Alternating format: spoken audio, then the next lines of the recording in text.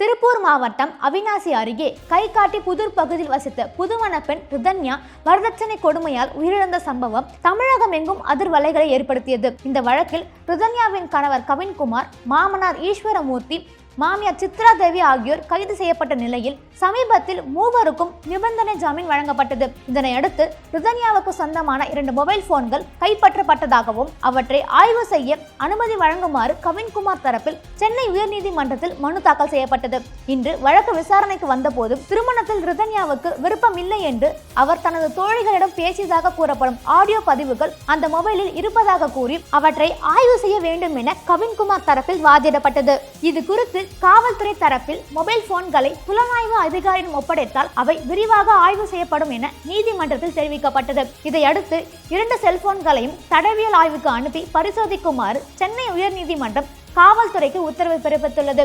இவ்வாறு ரிதன்யா மரணம் தொடர்பான வழக்கில் புதிய ஆடியோ ஆதாரம் வெளிவரும் வாய்ப்பு தற்போது இந்த வழக்கை மேலும் சிக்கலாக்கி புதிய திருப்பத்தை உருவாக்கியுள்ளது.